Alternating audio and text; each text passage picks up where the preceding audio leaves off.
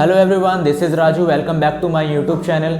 सो guys, आज हम जो है स्टार्ट करने जा रहे हैं टेंसेस का एक फर्स्ट पार्ट है जो कि present indefinite tense. So guys, मैं आपको बताऊंगा प्रेजेंट इंडेफिनिट टेंस के रूल्स एंड रेगुलेशंस किस तरह से और कहाँ पे ये यूज़ किया जाता है। So guys, let's start now. अब हम स्टार्ट करने जा रहे हैं प्रेजेंट इंडेफिनिट के बारे में। सो सबसे पहले मैं आपको बताऊंगा कि प्रेजेंट इंडेफिनिट को आपको जो है पहचानना कैसे है कि ये स्टेटमेंट, ये सेंटेंस जो है प्रेजेंट इंडेफिनिट टेंस का है। सो मैं आपको इसका आइडेंटिफिकेशन बताने जा रहा हूँ गाइस। मैं आइडेंटिफिकेशन को यहाँ पे शॉर्ट में लिख रहा हूँ आईडी इज कॉल्ड पहचान। कैसे आप पहचानेंगे तो ध्यान दीजिएगा, सेंटेंस के एंड में आपको जहां पे क्या मिलेगा, ता है या फिर ती है या फिर ते है, ये तीन वर्ड आपको मिलेंगे सेंटेंस के एंड में, ता है, ती है, ते है। तो समझ जाइएगा कि ये जो है प्रेजेंट इंडेफिनिट टेंस का सेंटेंस है। अब इसका रूल, इसका नियम भी मैं आपको बताता हूं। पहले सिंपल सा रूल गाइस मैं यहाँ पे लिखूंगा, उससे एक अच्छे तरीके से समझ लीजिएगा तो आपको दिक्कत नहीं होगी सेंटेंस फ्रेम करने में प्रेजेंट इंडेफिनिट का। सो सेंटेंस के एंड में आप समझ गए कि ता है, ती है, ते है आपको मिलने वाला है। इसका रूल देखिएगा गाइस, आई, वी, यू, दे। जहां पे भी आपको आई, वी, यू, दे, ये आपके प्लूरल होते हैं। मैंने लास्ट वीडियो में आपको बताया हुआ है कि प्लूरल में कौन से आते हैं सब्जेक्ट्स और सिंगुलर में कौन कौन से सब्जेक्ट्स आते हैं। गाइस वो लास्ट वीडियो देख लीजिएगा क्योंकि बहुत हेल्पफुल है वो वाली वीडियो, क्योंकि उसमें मैंने आपको बताया सिंपल सेंटेंस, नेगेटिव सेंटेंस किस तरह के होते हैं, वो भी आपको जानना जरूरी है। यहाँ पे बताऊंगा, टाइम लगेगा उन चीज़ों के लिए। सो गाइस यहाँ पे देखिए, आई, वी, यू, दे जहाँ पे आएगा आपको सिंपल वहाँ पे कुछ नहीं करना है। सब्जेक्ट के साथ में आपको सीधा वर्ब की फर्स्ट फॉर्म यूज करनी है। आपको वर्ब की फर्स्ट फॉर्म यूज करनी है। और जहाँ पे ही, शी, इट और किसी का नाम है, ये सिंगुलर में आते हैं, इनके साथ में आपको वर्ब की फिफ्थ फॉर्म यूज करनी है। वर्ब की फर्स्ट फॉर्म और फिफ्थ फॉर्म आप समझते हैं, वर्ब की फर्स्ट फॉर्म नॉर्मल होती है और आप फिफ्थ फॉर्म होती है जो कि वर्ब की फर्स्ट फॉर्म में जब आप एस या ई एस ऐड करते हैं। देखिएगा ये हुआ आपका ऑब्जेक्ट। अब ये सिंपल सा रूल मैंने आपको लिख दिया है यहाँ पे, इसी को फॉलो करना है आपको सेंटेंस बनाते वक्त प्रेजेंट इंडेफिनिट टेंस का।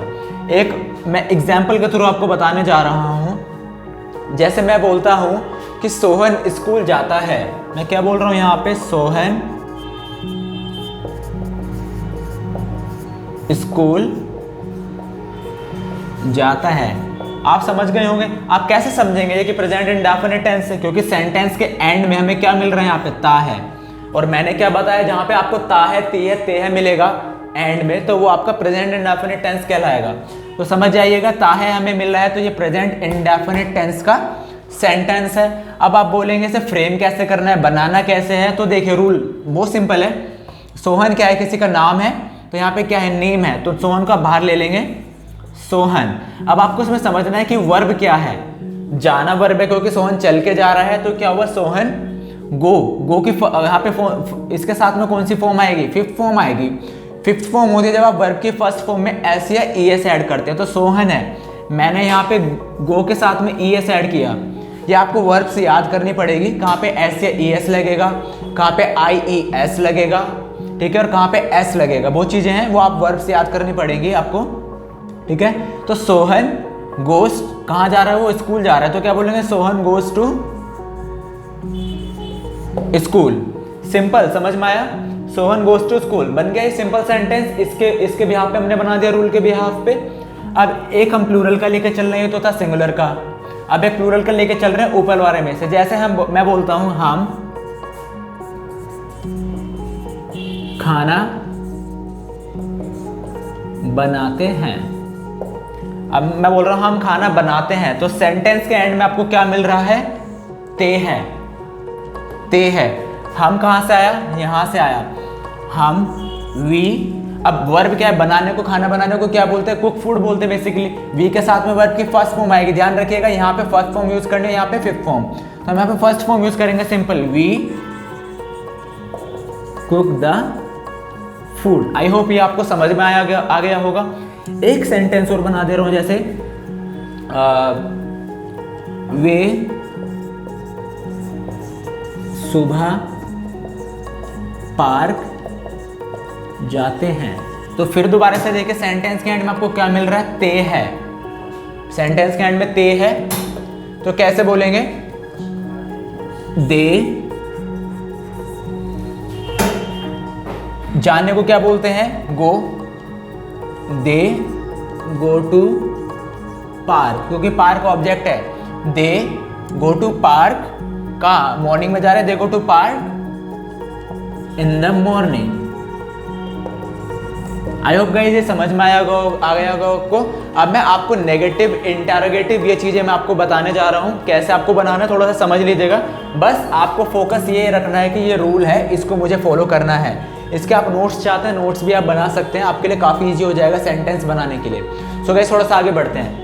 ओके, सो मैं आपको बताने जा रहा हूँ इसमें नेगेटिव सेंटेंस और इंटरोगेटिव सेंटेंस जब आप बनाएंगे तो उसकी क्या हेल्पिंग वर्ब होती है और कैसे आपको बनाना है, इस चीज़ से आप समझ जाएंगे। बेसिकली ध्यान रखिएगा माइंड में। मैंने आपको लास्ट वीडियो में बताया था सिंगुलर सब्जेक्ट्स क्या होते हैं, प्लूरल सब्जेक्ट्स क्या होते हैं, तो यहाँ पे वो मैं आपको बता दे रहा हूँ। जब आप सिंगुलर सब्जेक्ट्स का सेंटेंस आप फ्रेम करेंगे तो उसकी हेल्पिंग वर्ब रहेगी डज नॉट।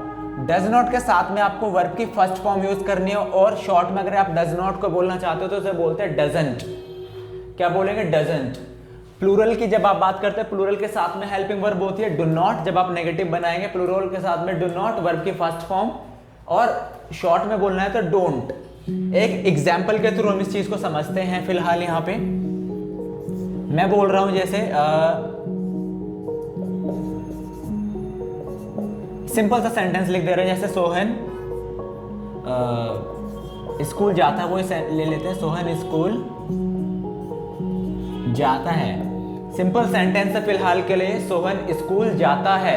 अब मैंने आपको बताया था पहले, रूल आपको याद रखना है। सोहन क्या है? सिंगुलर है, तो कैसे बोलेंगे? सोहन। सोहन, उसके बाद में बोला जाएगा गो के साथ में ऐसे ईएस लगेगा क्योंकि सिंगुलर सब्जेक्ट है हमारा। Sohan goes to school. आप रूल देख लीजिएगा जो मैंने अभी लिखाया था just, Sohan goes to school. अब इसे मैं नेगेटिव में बनाना चाहता हूं। ये गाइस फॉर नेगेटिव, जब आप नेगेटिव सेंटेंस बनाएंगे तो सिंगुलर के साथ में डज नॉट और प्लूरल के साथ में डू नॉट, ये माइंड में ध्यान रखिएगा। तो अब मैं बनाने जा रहा हूं सोहन स्कूल जाता है। अब नेगेटिव में बोलूंगा सोहन स्कूल नहीं जाता है, तो सिंपल आपको क्या करना है, यहाँ पे लगा देना है Sohan does not. Sohan does not के साथ में कौन सी फॉर्म आएगी? वर्ब की फर्स्ट फॉर्म, क्योंकि डबल ईएस हम एक साथ यूज नहीं कर सकते। Sohan does not go to school. ठीक है। अब ऐसे ही इंटेरोगेटिव बनाना है। जब इंटेरोगेटिव हम बनाते हैं तो हेल्पिंग वर्ब आपकी बाहर आ जाती है। अब मैं ऐसे बोलूंगा, क्या सोहन स्कूल जाता है? तो अब इसको इंग्लिश में बनाना है तो कैसे बोलेंगे? Does Sohan go to school. Interrogative symbol आपका यहाँ पे आ जाएगा। अब ऐसे ही मैं आपको बना के देना चाह रहा हूँ इंटेरोनेगेटिव। मैंने बताया था इंटेरोनेगेटिव क्या होता है, क्वेश्चन का स्टार्ट क्या से भी होगा और बीच में नहीं भी आएगा। तो मैं यहाँ पे बोल रहा हूँ डज नॉट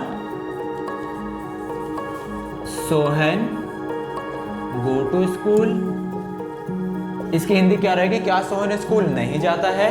अब एक WH फैमिली का भी ले लेते हैं कि सोहन स्कूल कैसे जाता है।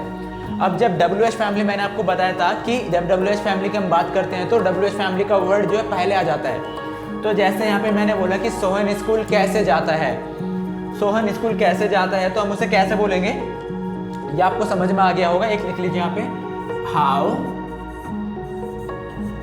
Does Sohan go to school. ये रहेगा आपका कि how does Sohan go to school, मतलब सोहन स्कूल कैसे जाता है। सो ये थे सारे सेंटेंस के एग्जांपल्स कि हमने सिंपल भी कर लिया, यहाँ पे हमने नेगेटिव भी कर लिया, डज नॉट आ गया। अब इंटेरोगेटिव भी कर लिया कि क्या से स्टार्टिंग होती है क्वेश्चन की और बीच में क्या भी रहेगा और नहीं भी रहेगा। इंटेरोनेगेटिव भी हमने कर लिया।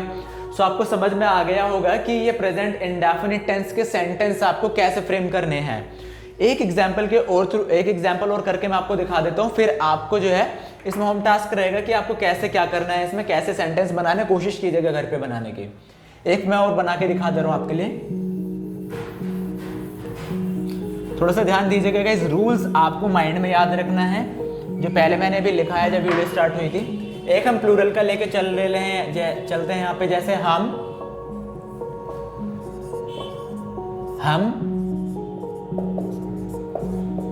अंग्रेजी बोलते हैं, हम अंग्रेजी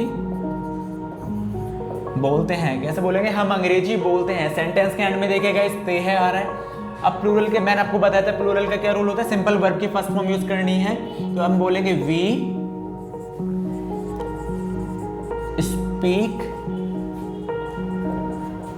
इंग्लिश। हम अंग्रेजी बोलते हैं, वी स्पीक इंग्लिश। वर्ब की फर्स्ट फॉर्म यूज करने क्योंकि प्लूरल है, ऐसे एस की कोई टेंशन ही नहीं है।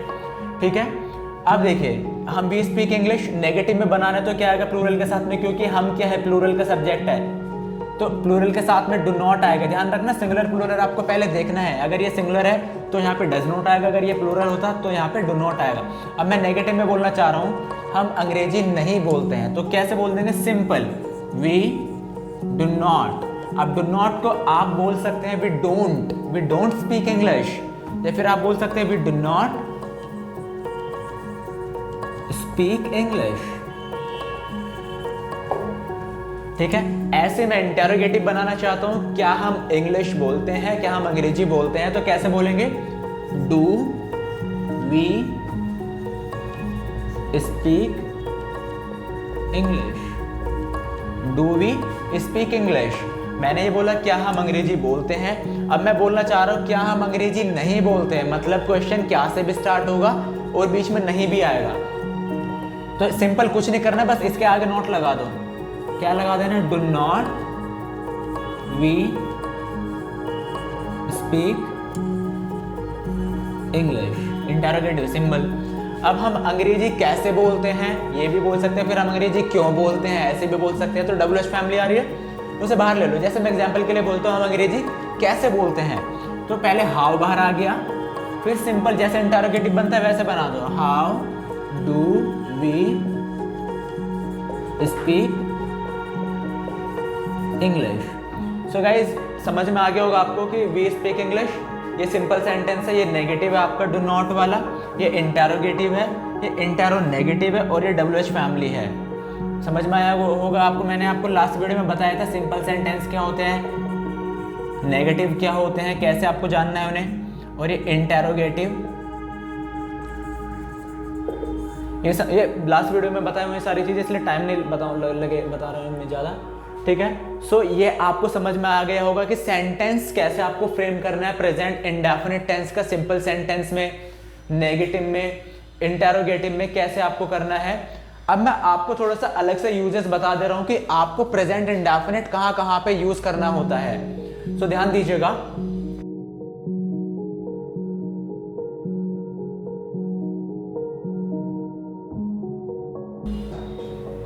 सो मैं आपको बताने जा रहा था, देखिए प्रेजेंट इंडेफिनिट टेंस बहुत इंपॉर्टेंट पार्ट होता है सेंटेंस टेंस का। सो इसमें प्रेजेंट इंडेफिनिट देखिए कहाँ पे यूज किया जाता है, डेली हैबिट्स जहाँ पे आपकी आती है वहाँ पे हम प्रेजेंट इंडेफिनिट यूज करते हैं। ठीक है, डेली हैबिट के लिए आपको प्रेजेंट इंडेफिनिट में बोला जाता है। यूनिवर्सल ट्रूथ अगर कहीं पे होगा तो वो भी स्टेटमेंट, वो भी सेंटेंस आपका प्रेजेंट इंडेफिनिट टेंस में होता है। एग्जाम्पल के लिए मैं आपको बताता हूँ, जैसे the sun rises from the east, मतलब सूरज जो है पूरब से उगता है। ठीक है, the dogs barks at the strangers, मतलब जो कुत्ते जो होते हैं स्ट्रेंज पर जो भौंकते हैं। ये गाइस क्या है, आपके यूनिवर्सल ट्रूथ हैं। जो यूनिवर्सल ट्रूथ होता है वो भी आपका क्या होता है, प्रेजेंट इंडेफिनिट टेंस में आता है। डेली रूटीन बहुत इंपॉर्टेंट है दोस्तों, ये बहुत इंपॉर्टेंट होता है आपका डेली रूटीन, और प्रेजेंट इंडेफिनिट टेंस पे ही बोला जाता है।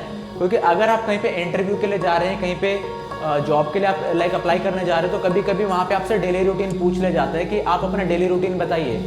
सो अगर आपको प्रेजेंट इंडेफिनिट टेंस का रूल्स एंड रेगुलेशंस ही नहीं पता है तो इट्स वेरी हार्ड कि आप जो है सेंटेंस फ्रेम कर पाएँ या फिर अपना डेली रूटीन इंग्लिश में आप बोल पाएँ। सो रिमेंबर, आप प्रेजेंट इंडेफिनिट अच्छे से समझिएगा, इसे अच्छे से प्रैक्टिस कीजिएगा इसकी, तो आप डेली रूटीन भी आप कर पाएंगे। और सारा प्रेजेंट इंडेफिनिट टेंस के ऊपर डिपेंड होता है। जैसे I wake up early in the morning, after that I get fresh, after that I take breakfast, ये सारी चीज़ें क्या होती हैं, आई के साथ में सीधा वर्ब की फर्स्ट फॉर्म यूज करनी है और आपका प्रेजेंट इंडेफिनिट टेंस में वो बोला जाता है। न्यूज़ हेडलाइंस जो होती है वो भी आपकी किस में बोली जाती है, प्रेजेंट इंडेफिनिट टेंस का ही पार्ट होता है वो। सो मैं आपको फोकस इस पे करेंगे डेली रूटीन पे, कि आपको डेली रूटीन कैसे बोलना है, और आपका ये आपका होम टास्क भी रहेगा कि आप जो डेली रूटीन की प्रैक्टिस कीजिएगा कैसे बोलना है। सो सिंपल कुछ मैं यहाँ पे इस वर्ड्स लिख रहा हूँ जो आप डेली रूटीन बोलते वक्त याद रख सकते हैं। सबसे पहले आप जब स्टार्ट करेंगे तो आप उसे बोल सकते हैं first of all. First of all का मतलब हिंदी में बोलते हैं सबसे पहले, सबसे पहले। उसके बाद में आप बोल सकते हैं सेकेंडली, दूसरे समय मतलब, या फिर उसके बाद सेकंड टाइम।